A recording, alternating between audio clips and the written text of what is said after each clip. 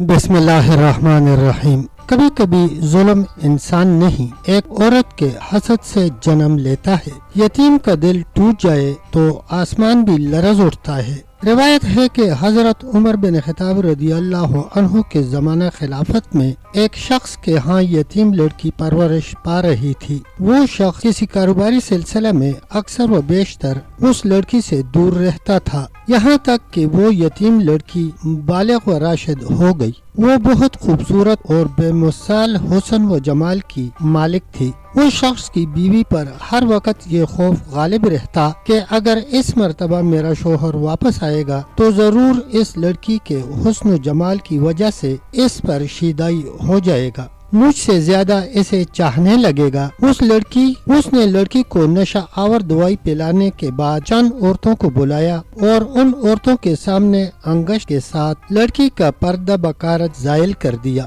جب شوہر سفر سے واپس آیا تو اس نے اپنی بیوی سے یتیم لڑکی کے بارے میں دریافت کیا تو اس نے کہا کہ لڑکی نے اپنی عصمت کو برباد کر دیا ہے۔ لڑکی نے قسم کھائی کہ کسی نامحرم ہاتھ نے مجھے چھوا تک نہیں۔ عورت نے گواہ پیش کر دیے۔ آخر کر یہ قضیہ حضرت عمر رضی اللہ عنہ کے پاس لایا گیا۔ وہ اس فیصلے سے عاجز ہو گئے۔ اس شخص نے کہا ہمیں حضرت علی رضی اللہ عنہ کے پاس بھیج دیں۔ جب حضرت علی رضی اللہ عنہ کے پاس پہنچے اور اپنا قصہ بیان کیا تو آپ نے اس عورت سے فرمایا کیا تو اس لڑکی کے زنا پر شواہد و برہان رکھتی ہے؟ اس عورت نے کہا جو بات میں کہتی ہوں اس کی ہمسایہ عورتیں گواہ ہیں۔ یہ سن کر حضرت علی رضی اللہ عنہ نے گواہوں کو حاضر کرنے کا حکم دیا۔ جب وہ گواہی دینے والی عورتیں حاضر ہوئیں تو آپ رضی اللہ عنہ نے اپنی تلوار نیام سے نکال کر اپنے سامنے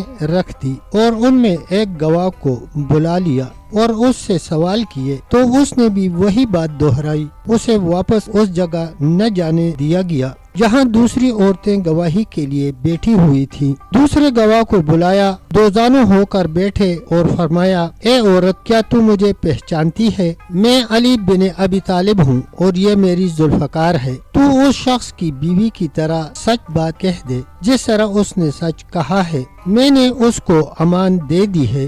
اگر تو نے سچ کہا تو تجھے بھی امان ملے گی اور اگر تو نے جھوٹ کہا تو اس تلوار سے 2 ٹکڑے کر دوں گا۔ اس عورت نے کہا الامان الامان، مجھے امان دیجیے، میں سچ بتاتی ہوں۔ حضرت علی رضی اللہ عنہ نے کہا ٹھیک ہے بتاؤ۔ اس عورت نے کہا لا واللہ اس لڑکی نے کوئی زنا نہیں کیا۔ اصل بات یہ ہے کہ جب اس شخص کی بیوی نے دیکھا کہ لڑکی بہت حسین و جمیل ہے تو وہ اپنے شوہر کے فریفتہ ہونے سے خوفزدہ ہو گئی تو اس نے لڑکی کو نشہ آور دوا پلا دی، ہمیں بھی اپنے گھر بلا لیا، ہمارے سامنے اس کا پردہ بکارت زائل کر دیا۔ حضرت علی رضی اللہ عنہ نے بلند آواز میں اللہ اکبر کہا اور اس کے بعد آپ نے حکم دیا۔ شوہر نے حضرت علی رضی اللہ عنہ کے حکم پر اس کو طلاق دے دی اور لڑکی سے شادی کر لی اور گواہوں میں سے ہر ایک کے لیے عقر کی سزا قرار دی۔ عقر کی سزا 400 درہم ہے۔ حضرت علی رضی اللہ عنہ نے اس لڑکی کا حق مہر